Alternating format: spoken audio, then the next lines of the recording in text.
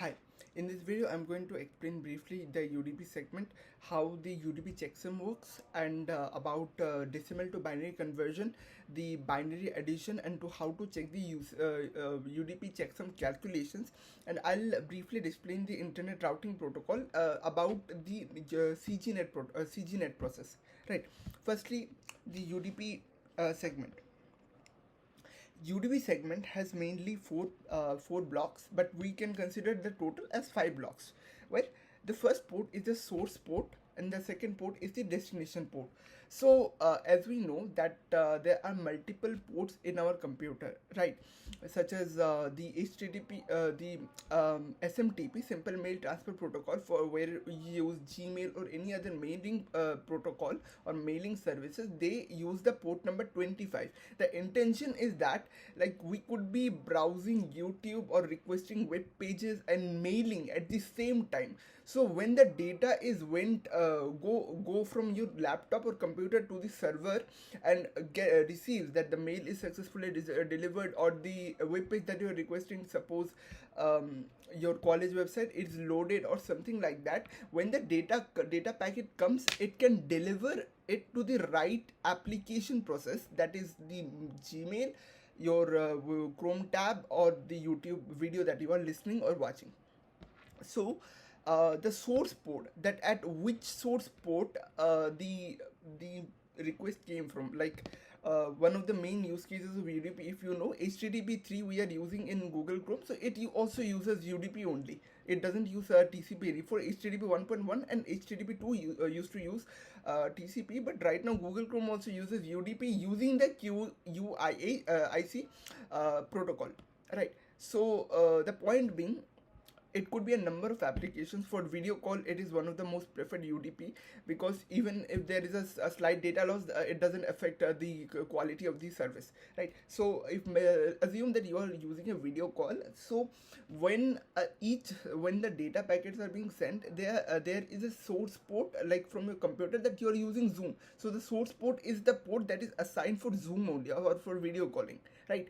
So and the destination port will be at the receiving end. The person whom you are video calling, at the person's end there would be a different port, right? There would be a different port for receiving the UDP segment, and like redirecting the UDP segment to that particular application process, because on the receiving end, the particular application process could be running on a different port number depending on the availability or randomness, right? Because it's not a reserved port, I believe. So each UDP segment has mainly five segments, mainly five. The most important one is 4, which is the source port, the destination port, the length, the checksum that I'm going to explain in a bit, and the application data or message, right? So see that each UDP segment consists of 2 bytes. We know that 8 bits equals to 1 byte, and each source port will consist of let's say 16 bits, not bytes, 16 bits, which is 2 bytes. So the entire this source port and destination port and length and checksum, the entire this consists of 2 plus 2 plus 2 plus 2, which comes to 8 bytes, right? The entire thing totals to 8 bytes in storage. And after the fifth column is the application data message. So if you're doing a video call, it could be the UDP segment could carry a pixel of your video from the sender to the receiver. So it would be the application data. Now the important thing is that you could ask that the source port, it is a 16-bit number, like let's say the source port is 1577, right? It's a random port. Or let's say 5600, it's an unreserved port. So if you're using 5600 UDP port, how it doesn't go as 5600, it goes in a binary format, like 01100, like that, right? So we will also learn that how you convert this to in a binary format from the decibel number of the port number that you might be using. For SMTP, it would be 25, port number 20, right? So for the destination port, it is the same. And now a question could arise that it is very good that in the source port the maximum value in bits I can have is 16 bits. In the destination port destination port is same 16 bits. In the length, same 16 bit. What is the length of the back UDP segment, and the checksum is 16 bit as well, right? So the question could come that what is the maximum length of a UDP segment? Like if I'm transmitting a video at 1080p or 2K 4K resolution, the amount of data I'm transferring from my side to the server, whether I'm uploading a YouTube video or I'm broadcasting somewhere where the receiving end is actively receiving the UDP segments, the size of the UDP segment, the length of the UDP segment will be higher because I'm transferring or sending the data in a very high bit rate, right? So at a given time, mathematically or theoretically, 2 bytes is the 16 bits, which I just told, like source port or destination port, something like that. 2 bytes is 16 bits, so the length can be as high as the binary number 16 ones. It will be 1111 followed, like there will be 16 ones. So in decimal it comes to 2 to the power 16 minus 1.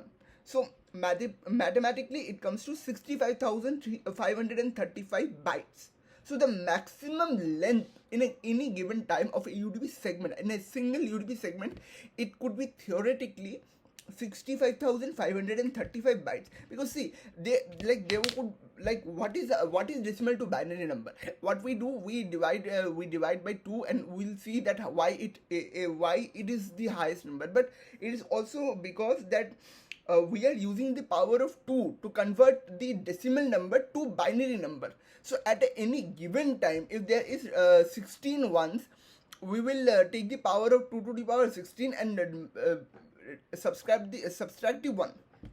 So at any given time, the maximum value, because if there are 17 numbers, it would be 17 bits. It would not be any more 16 bits, right? If the number has to be higher, we need 2 to the power 17. So it would be 17 bits. So in a given UDP segment, the maximum length of a UDP segment is 65,535. Now I'll explain the CG-NAT a bit, right? CG-NAT, right? And after that, I'll explain the UDP checksum. So what happens? Our computer has 2 IP addresses. The internet in the network protocol, the protocol that everybody uses, or the network protocol, is mostly internet protocol, IP address, as we might know. So there are 2 types of IP addresses, IPv4 and IPv6. IPv4 is the older version. So in IPv4, when they were creating the engineers were creating IPv4, they never thought there would be so many devices, right? But with the growing number of devices, now you might know that each host has an IP address.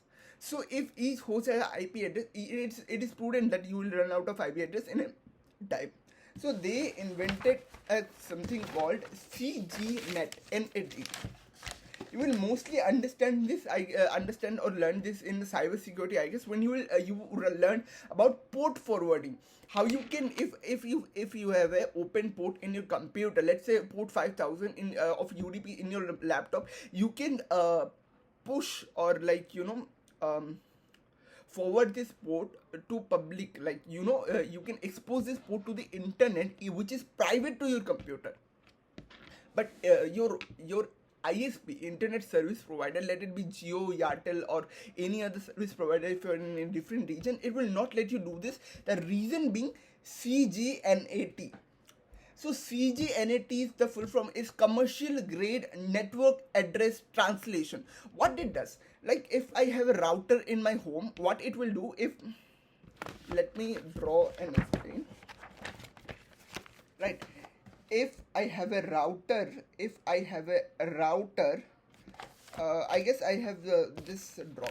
So let's say it's the router, right? So there is a phone that is connected to the router. There is a Windows computer that is connected to the router, and there is a let's say MacBook, that is my laptop, that is connected to the router. So what does the NAT do? Now technically, what should have been happen? My laptop and my phone and my Windows PC all should have given or had a public IP address. Because how does the server that I'm requesting a document, web document from a server that I want to access google.com, how does the server know that where to send back the data? It is from the public IP address, right?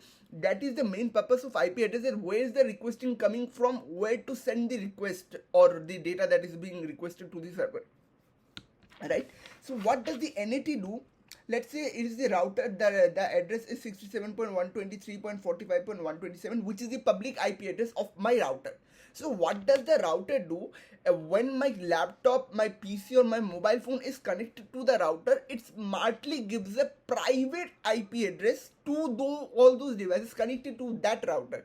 The router only has the public IP address, not all my devices that are connected to that router. So IP addresses are two types. One is public IP address, one is private IP address. In private IP address, it is just the IP address given by my router to find, that router can find that which device that to send data. So if I'm using my if my phone and my laptop is connected to the router and I'm requesting web page on my phone as well as on my laptop, or I'm browsing my Instagram video or YouTube and I'm requesting web page on my computer, so the router knows that this information is for the phone, this information is for this part, because the NAT, network address translation, translates this, that this information is for this device only, because the router knows which device is connected to which, because it has given the name. So there are two types of another thing is that private IP address is only useful for your local system. If I had to share my location address of my computer, of my IP address, that this is my IP address, send you document here, or that is my address. If I share my private IP address, it is no use for anyone, because I don't know the public IP address. If that person has had typed the IP address or tried to search it, he will not find anything, because it is the NAT that is converting the private IP address to the public IP address. So if I'm requesting a web page, let's assume my router has given this MacBook IP address, private IP address of 192.168.1.1. So when I am requesting a web page, it will say that the router will say that this 192.168.1.1 has requested web page documents, and it will then convert this private IP to public IP and then send the request to the internet to the receiving server after doing the DNS query, right? So the point being that private IP address is no use to anyone, only the public IP address matters. And the network carriers did this because we were running out of IP addresses, so they smartly infused this to save the IPv4 addresses, because there will be two, like if my each phone, like my mobile phone, my laptop and my everything has a IPv4 address, we would run out by IPv4 address very soon. So that's why there is a CG-NAT. It basically translates the IP address to another set of IP addresses. So it will transfer the incoming public IP address to private IP address, and the private IP address to public IP address. It preserves the limited amount of IPv4 addresses available to public IP address, right? So if the public IP address publicly registered on internet IP address is 66.94.24.243.13, which is like normal, like public, with the public IP address you can check your location and everything, where you are situated and everything around that.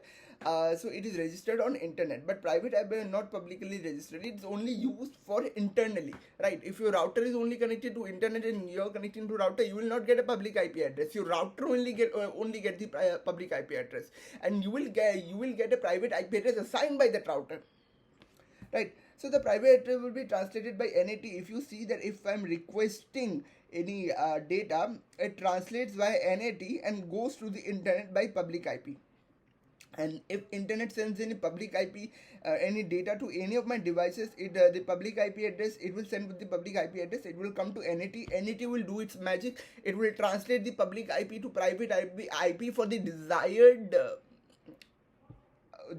private IP address. So if let's say my phone has a 192 private IP of 192.168.1.2, where my Mac is 1.1. So when the request will go, the public IP will send in that way that it is for 1.1.1. So it will like change some few things so that the net understand that for which device the request or the data is coming for. Now coming back to the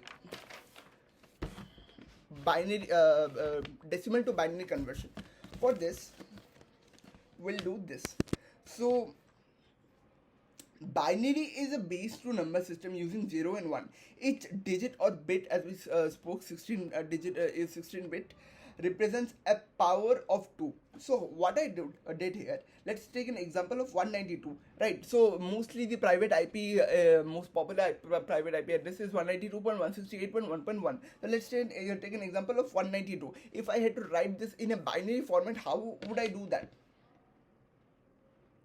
I would write 192. I would write the power of 2s 1, 2, 4, 8, 16, 32, 64, 128, because this is not greater than, because 192 is not greater than 256 and didn't need to write the power of 256. 128 would be suffice because 256 is greater than 192, right? So I cannot subtract 256 from 192, it will go to negative.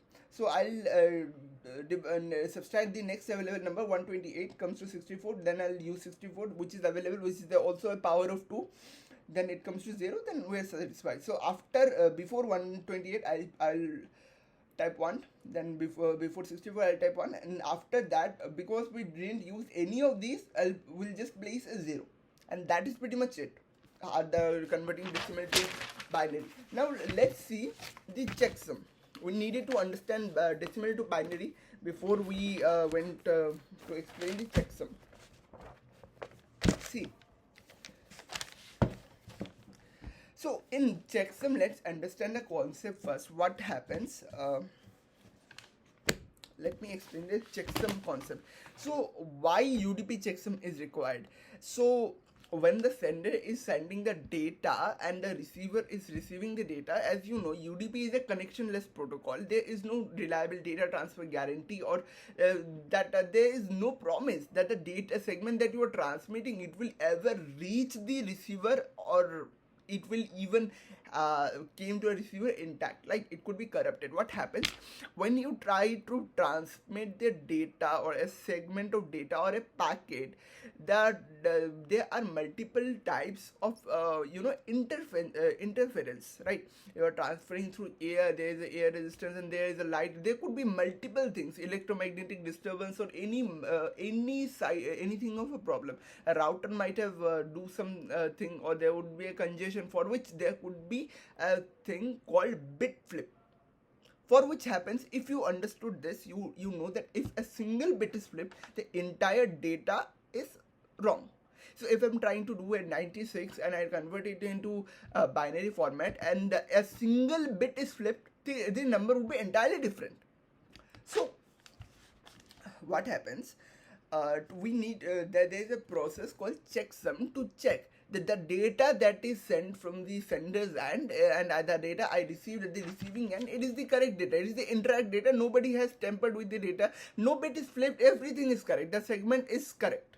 Otherwise it will reject. On modern day computers or network application processors, what they do transmit the data and show it, but with the warning that the bit are flipped, it does not match the data that is sent by the sender.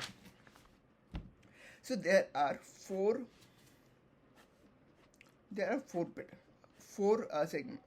blocks: source port, destination port, length, and checksum.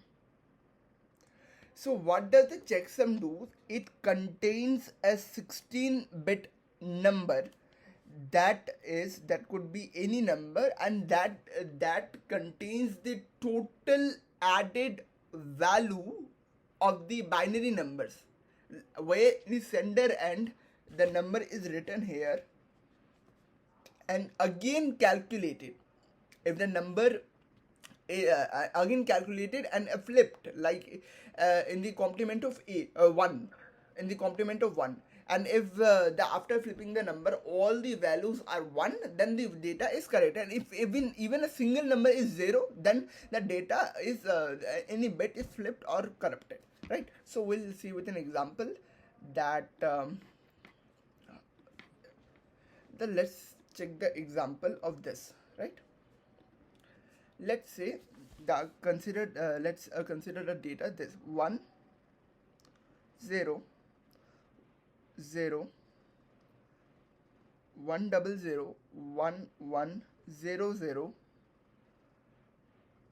1 1 1 1 1 2 3 3 zeros, then 1 1 2 3 4 1 0 0 1 0 0 1 1 2 3 4 1 2 3 4, then 100, right? So what we will do, we will divide 1 2 3 4 5 6 7 8. This is 8-bit or 1 byte, right?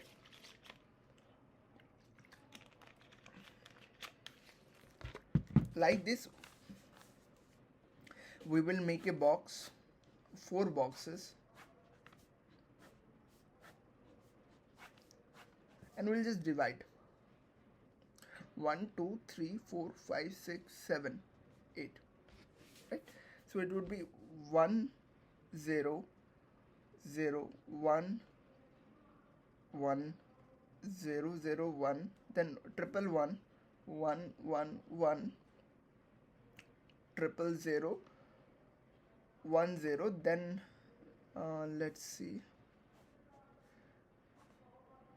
1 2 3 4 5 6 7 8, and this should be the last part.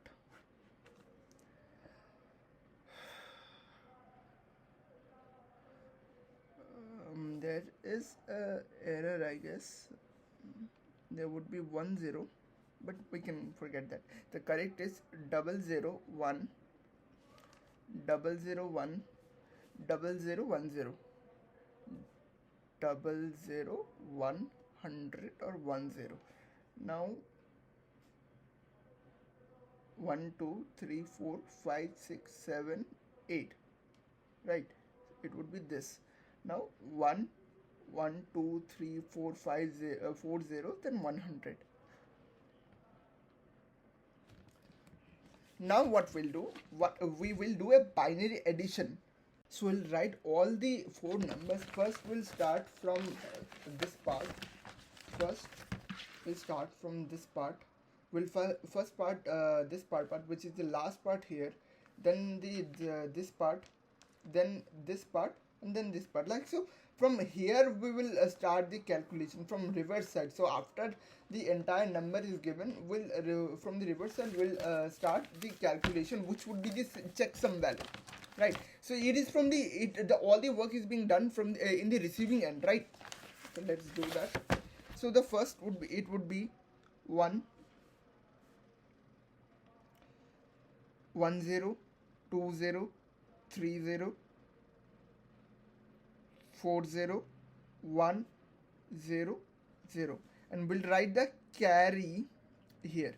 As you know that if there is 2 1 in 1 by 1 format, like if below 1 there is a 1, what it will do, we will write 0 and carry forward the 1 to the next previous one. Let me write this first and then I'll explain, right? So it would be 0 0 1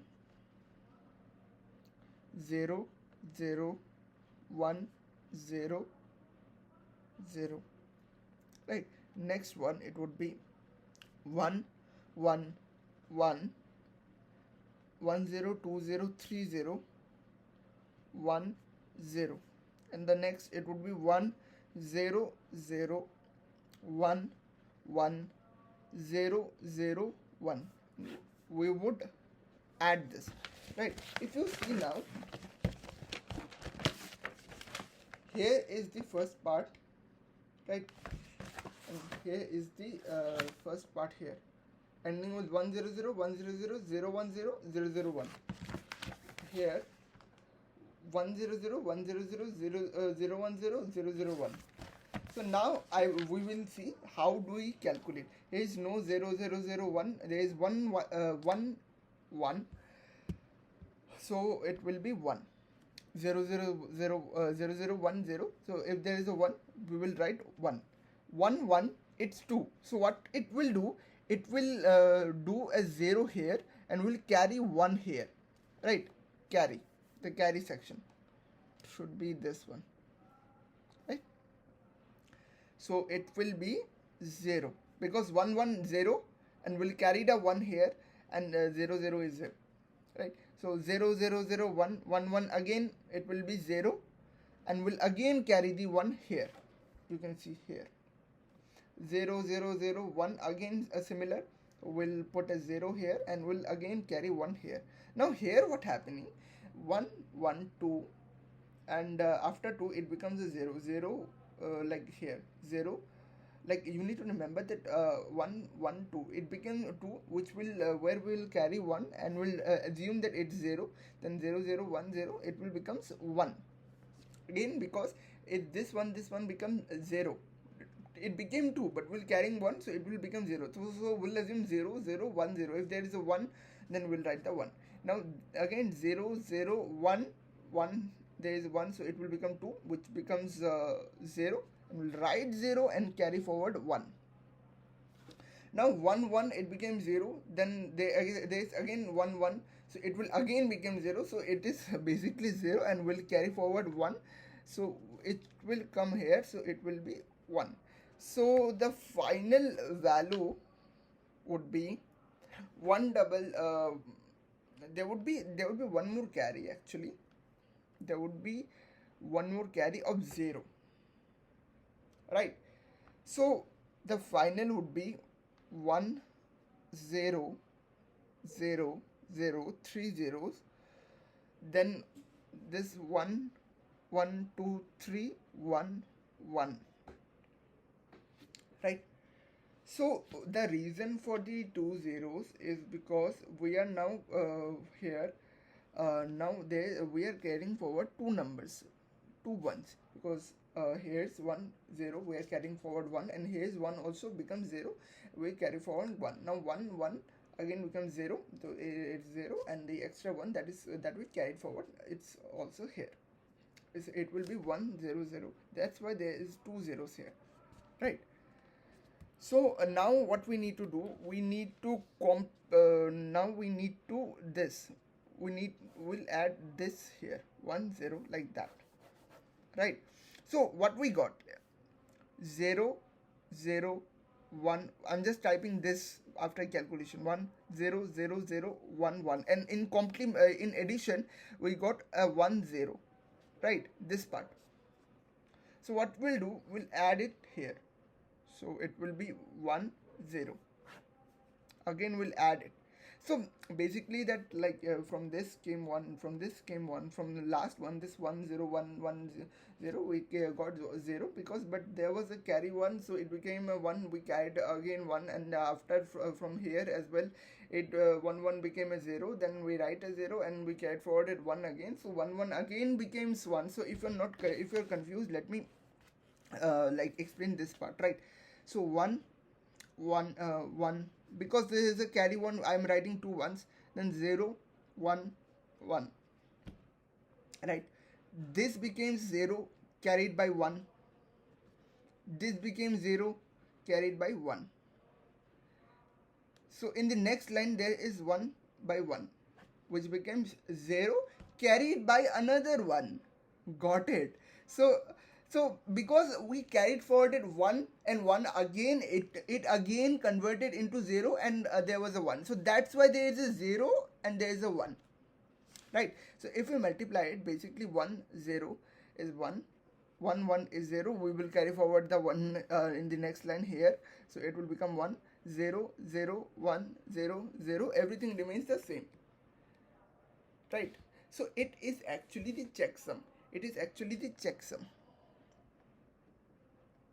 from the sender side. It is the checksum from the sender side. Now in the receiver side, the data would be a bit different, right? Now in the receiver, you can see there are 4 blocks, 1 2 3 4, right? Like 4 block makes 4 bytes. 4 times 8, 32 bits, which we consider. Now in the receiving end, you don't get 4 bits, you get 32 bits. You don't get 32 bits, you get 40 bits actually, because an additional byte is for the checksum, which is included. I guess it will be 32 bits only. I apologize, it will be 32 bits only, but there is an additional one byte for the checksum. So in the receiving end, after your computer computes this part, after binary calculation, let's say it's the part of source port, it's the destination port, it's the length, and let's say is the checksum or something else. So if there is a fourth part, it will calculate and give a final checksum, that after calculating this, the final value should come this only. If it's not this, then there is an error. So it will pass this checksum binary code along with the information, along with the segment. So it is in the header part of the UDP segment. So in the receiving end, the data will be as follows. Just a second. Okay, there is a bit an error.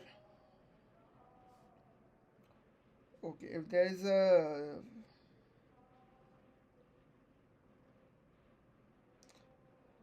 okay, I got it. So it would be a complement. I forgot to do that. It is not the final checksum value, it is the final value, but I need to do an a complement. That means a very simple way, just flipping this. So if there is a 0, it would be 1. If there is a 0, it would be 1. If there is a 1, there would be 0. If there is a 1, there would be 1. 0, there would be 1. If there is a 0, it would be 1. Then 1 would be 0, 1, 0. So final value would be 1, 1, 0, 1, 1, 0, 1, 0. So I forgot that step only. Let me show you in the book as well, that we need to do an a complement of the final checksum value that we get, right? So you can see here that it also says that note, like in this part, that note that the last addition had overflow. So the last addition, which is this number, had an overflow which was wrapped around. This 1 as complement is obtained by converting all the zeros to ones and converting all the ones to zeros. So in the example given, you can see this is the example ending with 1 0, and what happened, in the first digit was 0, it became 1. The second was 1, it became 0. So what is saying is a's complement is obtained by converting. Like a's complement means that you are flipping the digits. If there is a 0, it will be 1. If there is a 1, there will be 0. Basically that. So that is actually the final checksum value, and that we will carry forward only. In the receiving end, it would be like this: 1 1 0, 1 1 0 1 0. It is a checksum value, and there are other details of source IP, source port, destination port. Like source port could be, let's say, 5006 or 92. 92 could be converted to binary, and we could represent this like this. Now I'll also show that how to do that in more detail. Like let's say that binary is 92. Let's say port number is 92. Even if it's not, for argument's sake, we'll write 1 2 4 6 8 16 32 64. Then 128 is not required, so we'll use 64. 92 minus 64, 8, 28,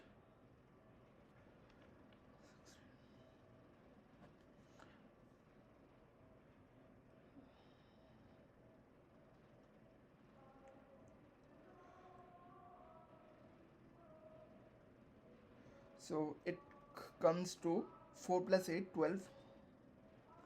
We'll do again, if it comes 12, I can do 8. 6 is not required. 8, if I do 8, it comes to 4, then I can do this. So it would be 1, 0, 1, 1, then it would be 0, 6, we didn't use it, then 1, 0, 0. Because after 4, it became 0. So it would be like that, 92 minus 64 that we used, minus 16, minus 8, minus 4. We use this, so it would be like this. So that is how we can convert the 92, which is a decimal number, into a binary number. So in the receiving end, let's back to the topic. It could be like this. It is 100110001 11001. No, there is that number only, 100111001. That is the first part that I do, right? So it is here, this number only, 100110001.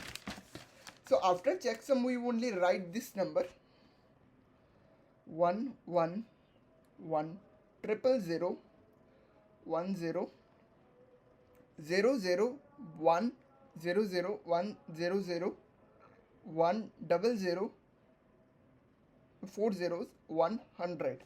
Now what we'll do, it collect all the data blocks including the checksum and then sum all the data blocks in the checksum. Now if the result is all one's complement, it will accept, else it will reject. And in modern computers or modern days, what it will do, it might pass the data to the application layer, pass a segment to the application layer stating that there is a error. It will pass the segment within warning.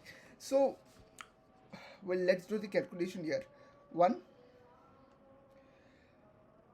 2 like this, 1 1 2 3 4 1 0 with some space, then 0. I'm writing this part first, then 0 0 1 0 0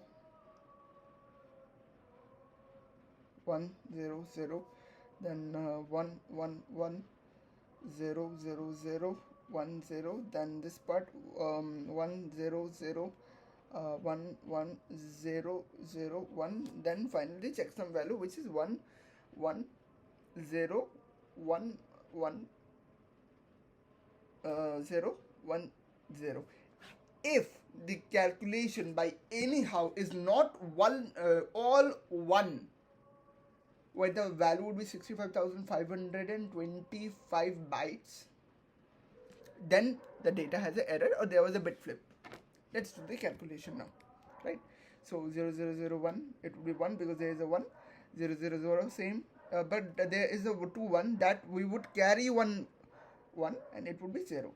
Now 1 1 2 and there is a 1, so it would be carry 1 1 1 2. After become 2, it became a 0.